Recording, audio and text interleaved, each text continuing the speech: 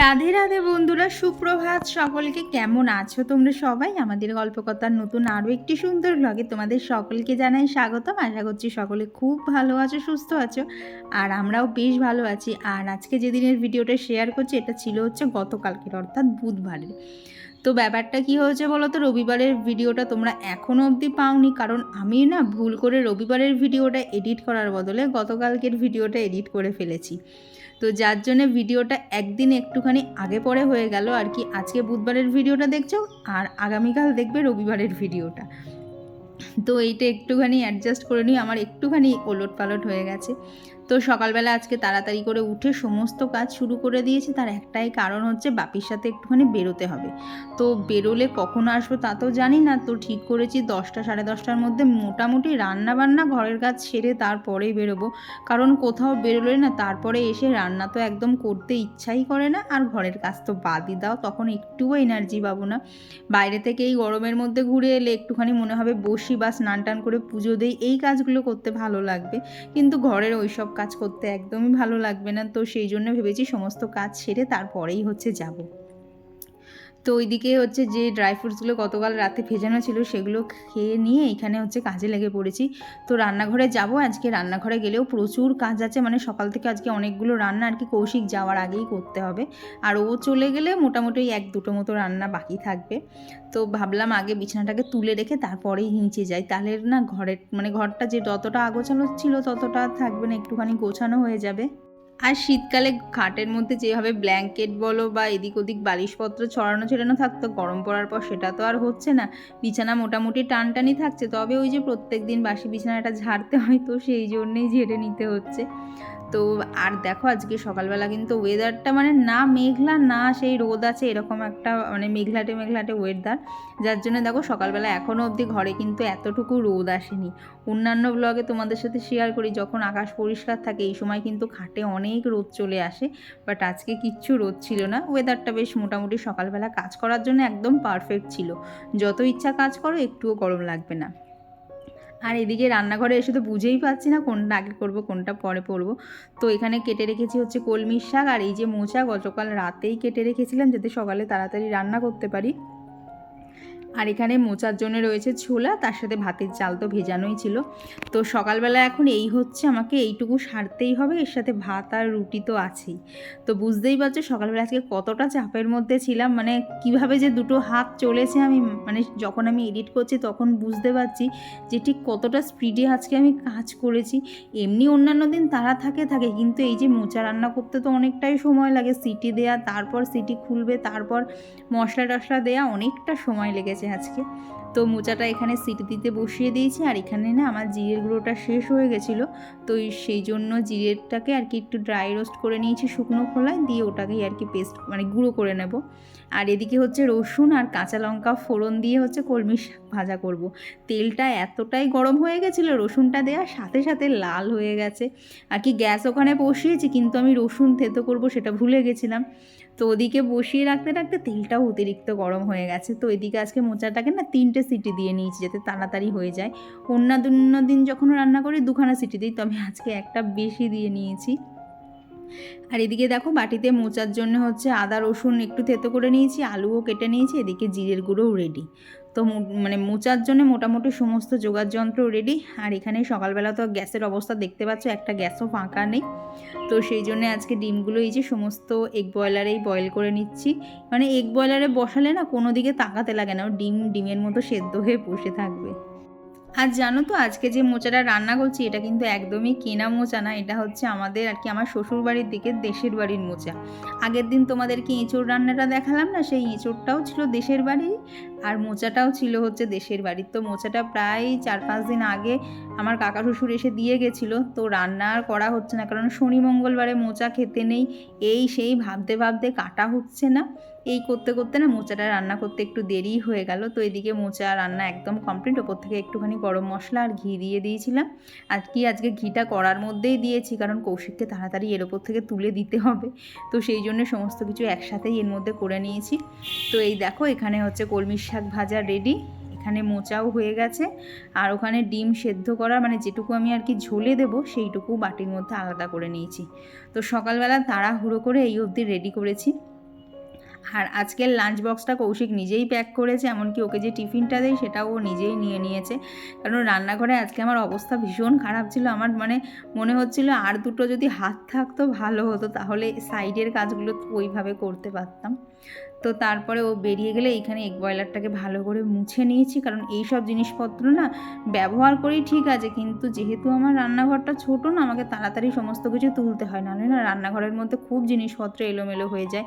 আর ছোট রান্নাঘর যদি জিনিসপত্র ঠিকঠাক করে অর্গানাইজ না করে রাখা যায় না, রান্নাঘরে ঢুকে কাজ করার জায়গা পাওয়া যাবে না। তো এদিকে আজকে গরম পড়ে প্রথম আজকে একটু আম ডাল বানাচ্ছি, মানে গতদিন আর কি তোমরা পরের ভিডিওতে দেখতে পারবে কৌশিক আম এনেছিল, তো খানিকটা চাটনি করা হয়েছিল আর খানিকটা ছিল, তো সেইটা দেখলাম ফ্রিজে থেকে থেকে নষ্ট হবে, ওর থেকে বেটার আমি এখানে আম ডাল করে নেই, খাওয়া হয়ে যাবে। আর ওদিকে হচ্ছে ডাল হচ্ছে, আর এদিকে ঝপাঝপ করে সমস্ত রুটি কটা করে নিচ্ছি। আর সকাল থেকে এত কাজ করতে করতে সত্যি বলতে প্রচুর খিদে পেয়ে গেছিলো, মানে মুসলিটা বানাতে সময় লাগে না, তাও যেন মনে হচ্ছে মানে আরও তাড়াতাড়ি যদি করতে পারতাম ভালো হতো, এত খিদে পেয়ে গেছিলো। তো এইদিকে হচ্ছে ডালটাও হয়ে গেছে, ডাল নামিয়েও নিয়েছি। এইবার যাব হচ্ছে ওপরে ডিমের ঝোলটা রান্না করব, তবে এখন না, আগে ওপরের কাজ ছেড়ে আসি তারপর, না হলে না ওপরের কাজ যদি তাড়াতাড়ি না করি না, ওই পরে রান্না করে এসে এত কাজ একসাথে করতে ইচ্ছা করবে না। তো ভাবলাম রান্নাঘরে তো অনেকক্ষণ কাজ করেছি, তাহলে এবার ঘরের কাজগুলো সেরে নিই। তো চেয়ারে তো দেখতেই পাচ্ছ অনেক জামা কাপড় আছে, তো এই এখন সমস্ত জামা কাপড়গুলোকে গোছাবো, গুছিয়ে জায়গার জিনিস জায়গায় রাখবো। এই জামা কাপড়গুলো মোটামুটি ধরো রবিবার আর সোমবার মিলে জমেছে, সেটাকে গতকাল আর কি গোছানোর সময় পাইনি, কারণ গতকালকেও একটু বেরিয়েছিলাম, আবার আজকেও বেরোতে হবে, আর আগামীকাল তো আবার বৃহস্পতিবার, তখন তো গোছানোর সময়ই পাবো না। তো সেই জন্যে ভাবলাম যে আজকে এগুলোকে গোছাতেই হবে, সে যত সময় লাগুক গুছিয়ে আমি তবে বাড়ির থেকে বেরোবো, কারণ পরে এসে আমার একদম গোছাতে ইচ্ছে করে না। একটা জিনিস জানো তো, আমি খেয়াল করেছি আমার সকালবেলা যতটা কাজের এনার্জি থাকে না, আস্তে আস্তে যত রাতের দিকে যায় না, আমার কাজ করতে ইচ্ছে করে, তখন এই সবগুলো না আর করতে ইচ্ছে করে না, ওই টুকটাক কাজগুলো করতেই ভালো লাগে। তাই সকালবেলা যতটা সম্ভব কাজ আমি সমস্ত গুছিয়ে রাখার চেষ্টা করি, তাহলে সন্ধেবেলাটা না একদম চুপচাপ নিজের এডিটিংটা নিয়ে বসতে পারবো। তো চলো এইবার কিছু কমেন্ট শেয়ার করি। তো আমার গত ভিডিওতে সুস্মিতা দিদিভাই লিখেছে যে থোড় ভাজা শেষে একটু ধনেপাতা দেবে, দেখবে খুব টেস্টি হবে। ঠিক আছে গো দিদিভাই, এই আইডিয়াটা বা এই প্রসেসটা আমার জানা ছিল না, তবে নেক্সট দিনকে করবো, অবশ্যই ধনেপাতা দিয়ে দেখবো কেমন খেতে লাগে। আর পায়েল দিদিভাই লিখেছো যে তোমার টুকটাক শপিং হয়েছে পয়লা বৈশাখের, যেমন দুটো বেডশিট, অনেক কটা নাইটি, এবার ছেলেরগুলো কিনবো, আর ঠাকুরের কাপড় আর টুকটাক দেওয়ারগুলো বাকি আছে, আর মনে হচ্ছে দু একটা হয়তো ড্রেস নেব আমার, বাট এই সময় খুব বেশি ড্রেস নিলে পরে হয়তো পরা যাবে না। হ্যাঁ তা ঠিক বলেছো, তবে যেটুকু আপাতত লাগবে সেইটুকু তো নিতেই হবে, না হলে এই কমাস আর কি পরবে বলো। তবে একটুখানি রয়ে বসে কিনো, তাহলে পরে দেখবে আর অতটা অসুবিধা হবে না।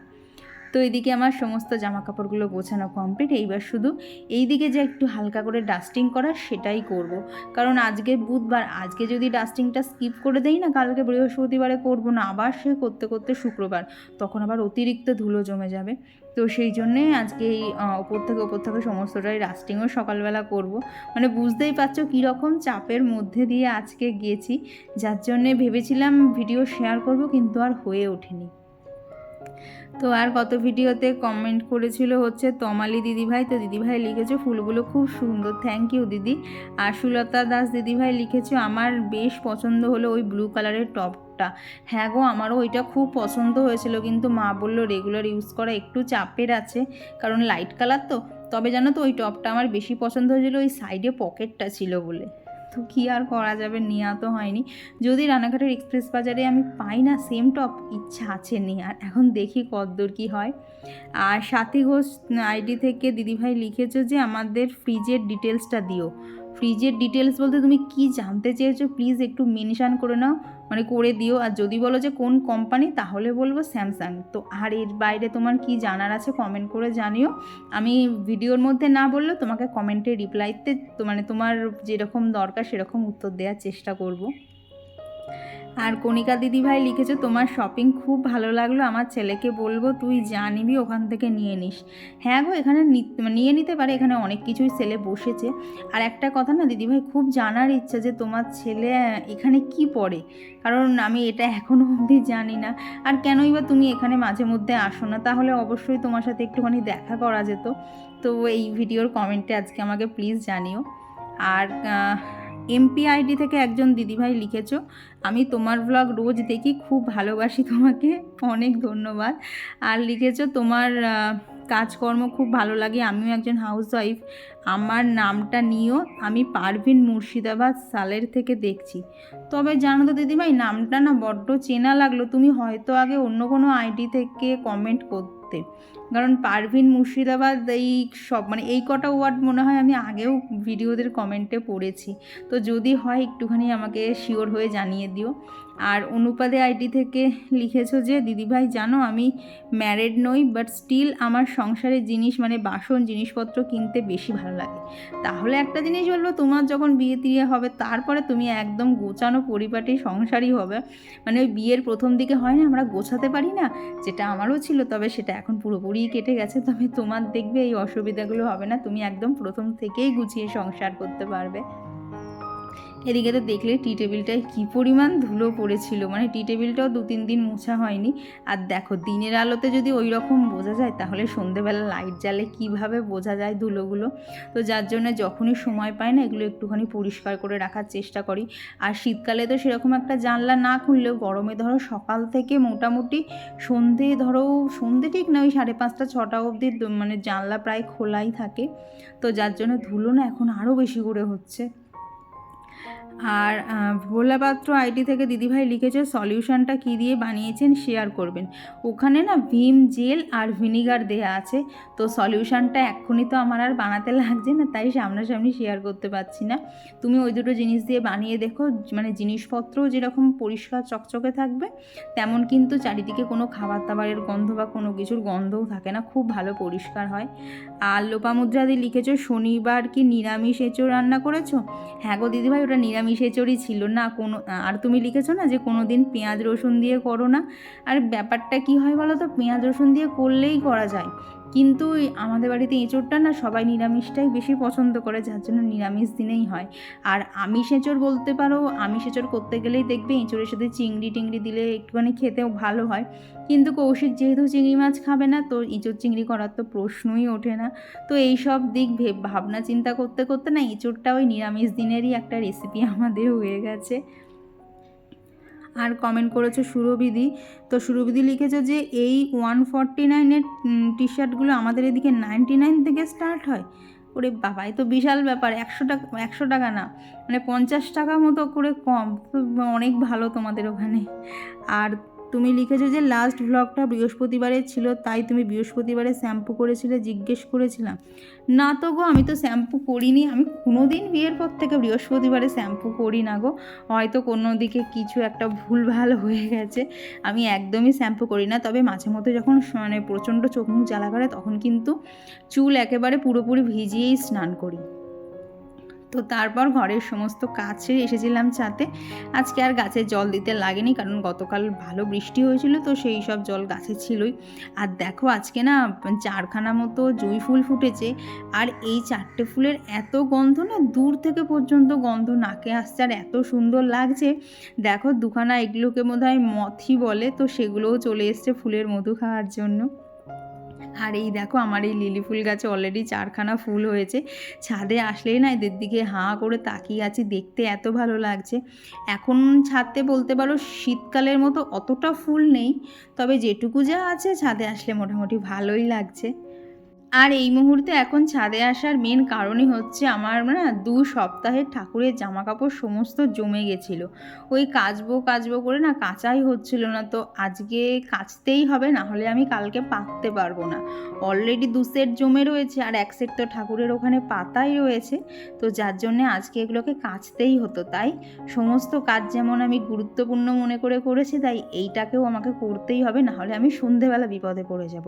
আর এখন তো যখন তখন বৃষ্টিও চলে আসে, দেখলাম ভালো মতো রোদ উঠেছে, তো সেই জন্য সমস্ত কিছু কেচেই দিচ্ছি। কি বলো তো, ঠাকুরের পোশাকে অতটা অসুবিধা হয় না, কিন্তু এই যে ঠাকুরের সিংহাসনে যে টাওয়ালগুলো পাতি, এইগুলোই বলতে পারো শুকোতে একটুখানি সময় নেয়। তো যাই হোক, সমস্ত জিনিসপত্র কেচে এখানে মেলে দেয়া কমপ্লিট।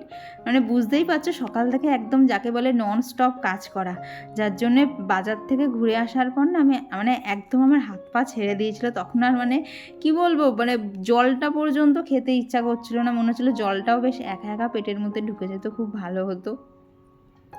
তো সকাল থেকে তো সমস্ত রান্নাই হয়ে গেছিলো, শুধু এই যে ডিমটা রান্না করাই বাকি ছিল। আজকে ডিমই রান্না করব, খুব তাড়াতাড়ি হয়েও যাবে, কারণ মাছ করতে গেলে না এখন আবার মাছ ভাজতে হবে, তারপর মাছের ঝোল, অত সময় এখন আর হাতে নেই। আর আজকে দেখো ডিমের ঝোলটা করছি হচ্ছে সয়াবিন দিয়ে, খেতে কিন্তু বেশ লাগে। আর না সাথে একটুখানি মিট মশলা দেই, পুরো একদম একটা যেন মাংস মাংস টেস্ট চলে আসে। আর কি ডিমের মধ্যেই মাংসর স্বাদ পাওয়া যাচ্ছে, বুঝতেই পারছো কীরকম হয়। তো এইভাবে মিট মশলা দিয়ে করে দেখো, খেতে খুব ভালো লাগে। তো এইখানে ডিমগুলো সমস্ত দিয়ে দিয়েছি, আজকে ঝোল ফোটার আগেই ডিম দিয়ে দিয়েছিলাম যে একবারেই সব ফুটে যাক। তো এখানে আমার সয়াবিন দিয়ে ডিমের ঝোল একদম রেডি। আলু দিয়েছিলাম ওই আমার আর কৌশিকের মতো 4 পিস মতো দিয়েছিলাম, তার বেশি দেইনি। আর দেখো কালারটাও কি ফাটাফাটি এসছে না।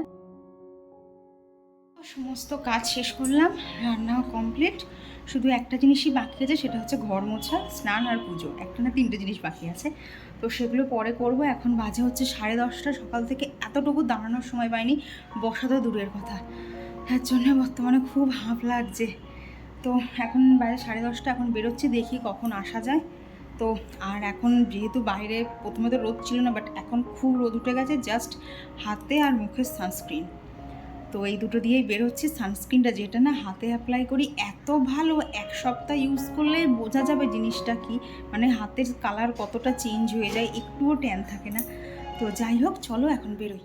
তো যাই হোক, বেরিয়েছিলাম, তো বাড়ি আসতে আসতে প্রায় 12টা 15-20 হয়ে গেছে। তো এইবার বলো, যদি রান্নাবান্না যদি না সেরে যেতাম, এখন কি এসে আর রান্নাটা করতে ইচ্ছা করতো? তখন যেন আরও আলস্যি লাগতো রান্নাটা করতে। তো তখন তো তাড়াতাড়ি করে বেরিয়ে গেছিলাম, রান্নাঘরটাকে ক্লিন করা হয়নি, তাই বাড়ি এসে সবার আগে রান্নাঘরটা পরিষ্কার করে নিয়েছি। আর জানো তো, এই ফলগুলো আর যদি 2-1 দিন রাখা হতো, ফলগুলোকে এবার ফেলেই দিতে হবে, এইরকম অবস্থা।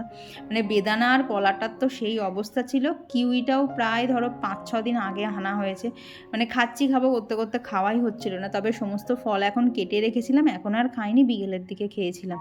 এখন বললাম না, বাড়ি এসে আমার জল পর্যন্ত খেতে ইচ্ছা করছিল না, এত টায়ার্ড লাগছিল। কিন্তু আমার সব টায়ার্ডনেস একভাবে দূর, এক চুটকিতে বলতে পারো দূর হয়ে যায়, সেটা হচ্ছে গাছের যদি কোনো সমস্যা দেখি। তো এদিকে না এই সাদা টবে যে স্পাইডার প্ল্যান্টটা রয়েছে, ওর থেকে না কিছু বেবি প্ল্যান্ট বেরিয়েছিল। তো দেখলাম যে ওদের সাথে না যে ডালটা ছিল, ডালটা কেমন যেন হলুদ হয়ে আসছিল। তো ভাবলাম তাহলে ওইগুলোকে কেটে ওদেরকে একটুখানি জলে দিয়ে দেখি যে বাঁচাতে পারি কিনা ভালোভাবে। আমি না স্পাইডার প্ল্যান্ট জানো তো জলে একদম বাঁচাতে পারি না, কেমন যেন গোড়াগুলো পচে যায়। কিন্তু ফেসবুক বলো, ইউটিউবে বলো, কত টিউটোরিয়াল দেখায়, অনেক কিছু ট্রাই করেছি জানো তো, ওগুলোকে জলে রাখতেই পারি না। তো এখন তো ঘর মুছবো, তার আগেই গাছগুলোকে ভালো করে জল দিয়ে নিচ্ছি, কারণ স্প্রে করি তো গাছেও পড়ে, গাছের সাথে সাথে না মেঝেতেও অনেক জল পড়ে। তো আবার একবার ন্যাতা দিয়ে মুছবো, তো ওই জন্য ভাবলাম একেবারেই গাছে আর কি ঘরটা মোছার আগে গাছে জল দিয়ে দিই, তাহলে যেটুকু যা জল নিচে পড়বে সেইটুকু আর কি মোছার সময় একবারেই মোছা হয়ে যাবে। আর কি জানো তো, নিচে আমাদের তো জিনিস বেশি, তাই নিচে বলতে পারো মেঝের পরিমাণ অনেকটাই কম, আর ওপরটা যেহেতু ফাঁকা, তাই ওপরে কিন্তু মোছাটা বেশি। তবে কি বলো তো, নিচ ওপর দুটো একসাথে মুছতে গেলে না আমার বড্ড কষ্ট হয়ে যায়, যার জন্যই আর কি দিদিকে রাখা, দিদি নিচটা মুছে দেয় আর ওপরটা আমি আমার মতো করে মুছে নিই। তো ওদিকে ঘরটা মোছা হয়ে গেছে, এখন বাদবাকি এইটুকু এরিয়া মুছবো, মুছে স্নান করব, দিয়ে পুজো করব, তারপর খাবো। আর খেয়ে নিয়ে বলতে পারো ওইটুকু টাইম, তারপর আমার সেই মুহূর্তে আর কোনো কাজ থাকে না, আবার সন্ধ্যের সময় কাজ থাকে। তো যখন না ঘরটা মুছি তখন মনে হয় কতক্ষণে পুজো দেওয়াটা শেষ হবে, কারণ তারপর খাওয়া হয়ে গেলেই একটুখানি বসতে পারবো। তারপরে ধরো তোমাদের সাথে যেদিনকে ভিডিও শেয়ার করার থাকে, ভিডিও এডিট করতে একটু আধটু দেরি হয়ে যায়, সেগুলোকেও মেকআপ দেওয়ার থাকে। তবে আজকে তো ভিডিও দিলাম, আগামীকালও ভিডিও দেব, কারণ অলরেডি দুটো ভিডিও জমে গেছিলো, একটা তো আজকে শেয়ার করে দিচ্ছি আর একটা আগামীকালকে শেয়ার করে দেবো। তো এইদিকে হচ্ছে ঠাকুরের যে জামা কাপড়গুলো সকালে মেলে দিয়ে গেছিলাম, তখন তো দেখেছিলে খুব একটা বেশি রোদ ছিল না, বাট পরের দিকে বেশ ভালো রোদ উঠে গেছিলো, তাই সমস্ত জামা কাপড় শুকিয়ে গেছিলো। আর এইদিকে আজকে গাছ থেকে এই কটাই ফুল পেয়েছি, গাছে জানো তো একদম ফুল ফুটছে না। আজকে বাজারে গেছিলাম, আসার সময় ফুল কিনেও আনতে হয়েছে শুধুমাত্র ঠাকুরের পুজো দেবো বলে।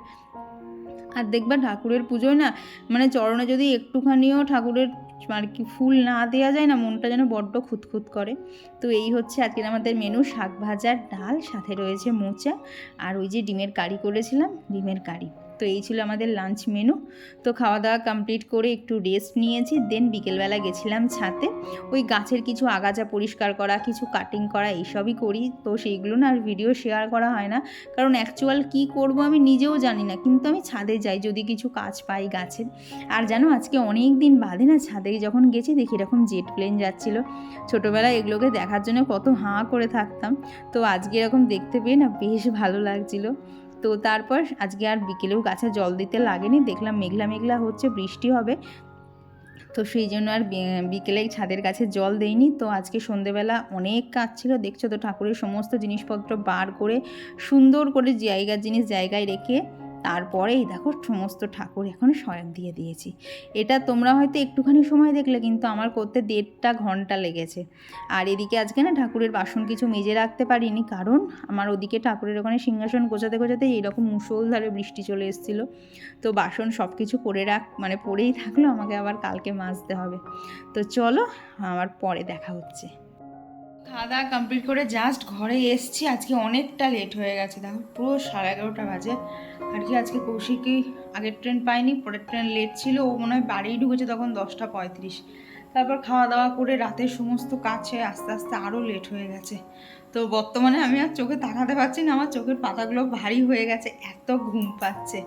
তো চলো এই ভিডিওটা এখানেই রাখছি। ভিডিওটা তোমাদের কেমন লাগলো অবশ্যই জানিও, ভালো লাগলে প্লিজ একটা লাইক করে দিও। আর জানো তো সন্ধ্যেবেলা তো প্রচুর বৃষ্টি হয়েছে, এমন ওয়েদারটা হয়ে রয়েছে না, মানে ফ্যানটা না চালিয়েও থাকানো যাচ্ছে না, আবার চালালেও ঠান্ডা লাগছে, যার জন্য ফ্যান এখন একে চলছে। তো ভাবছি ভোরের দিকে অফই করে দেবো, কারণ এখনই বেশ ঠান্ডা ঠান্ডা লাগছে। তো চলো এই ভিডিওটা এখানেই রাখছি, টাটা।